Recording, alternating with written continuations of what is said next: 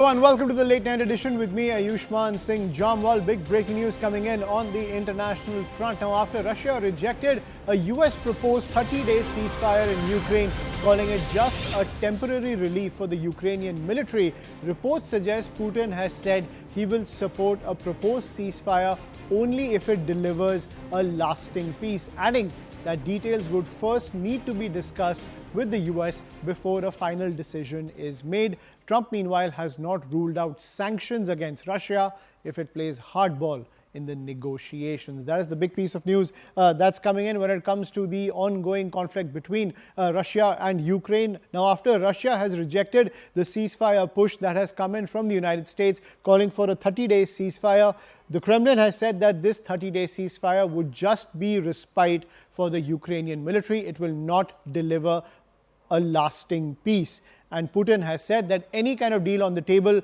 will require the fulfillment of a lasting peace between Russia and Ukraine. And the Trump administration, now in the wake of these statements coming in from the Kremlin, has said that the issue of sanctions against Russia, if it continues to play hardball, is not off the table, saying that sanctions could be used to bring Russia to the talking table and so that it can be more malleable towards signing on when it comes to the ceasefire deal between Russia and Ukraine. So that is the pitch coming in from Donald Trump. He's not committed to it, but he has said it is not off the table when it comes to sanctions against Russia so that it signs up for the ceasefire deal. I'm joined by my colleague Siddhant Mishra on the broadcast. So Siddhant, clearly Putin playing hardball in this entire case, even as Trump tries to broker this peace deal between Russia and Ukraine. But Putin, on the other hand, making it very clear all the cards are in my favor.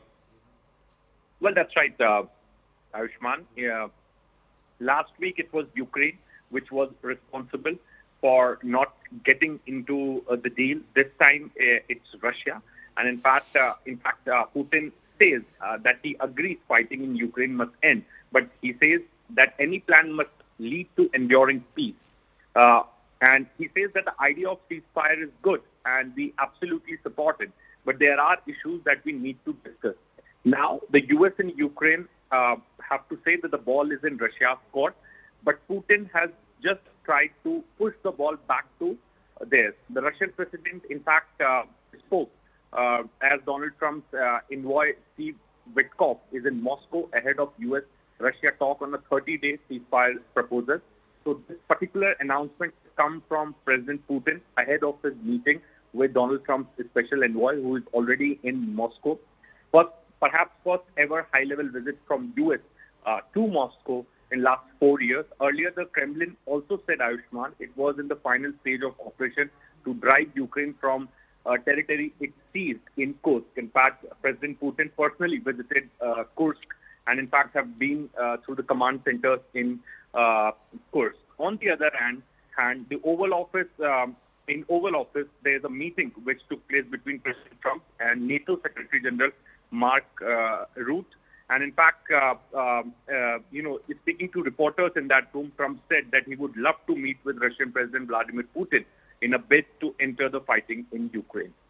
Absolutely. And Siddhant, at the same time, while we've heard Trump lay the blame at Zelensky's feet when it comes to the war between Russia and Ukraine, even going to the extent of calling him a Nazi sympathizer, someone who wasn't duly elected, someone who is against democracy, even saying that Ukraine has not been thankful when it comes to military aid coming in from the United States. In that context, the fact that Trump has said that sanctions against Russia are not off the table, you can see the huge difference in language Trump is using when it comes to Ukraine vis-a-vis Russia. Clearly, Russia is in the stronger position in this entire negotiation period. And clearly, as per many strategic experts, Ukraine will have to give up a lot of land that Russia has invaded. Well, that's right, Ayushman. And there's no doubt that President Trump is in a lot of hurry. In fact, with the speed that he has done friendship with Russia, have given statements in favor of Russia, United States have voted in United Nations in favor of Russia, perhaps proves that President Trump is in a lot of hurry. In fact, what happened at Oval Office the other day, the meeting that you have referred to, the meeting between President Trump and President Zelensky, in that meeting also, Ayushman, that what happened, what unfolded is all because President Trump was trying to put pressure on Zelensky to accept the deal, which U.S. is Trump to get, because it is his, he has promised Right, I think we've lost that line with Siddhant. But Siddhant, clearly we understand where you're coming from when it comes to this entire situation between Russia and Ukraine. Trump clearly in a hurry to get this deal done because he knows that he's facing a lot of heat back home given his entire tariff war with Canada, which has only tanked the entire stock market, and inflation continues to go up in the United States. So Trump is facing a lot of heat back home given the situation with the tariff war, as well as the involvement of Elon Musk in day-to-day government operations. So he needs some respite on the political stage. That's why he's pushing this deal forward. But clearly, Russia has rejected the entire ceasefire deal, throwing it back in the court of the United States and Ukraine, saying any deal needs to ensure a lasting peace. But many strategic experts saying that that lasting peace will mean that Ukraine will have to give up a lot of land. Clearly, all the military cards in the hands of Vladimir Putin. We will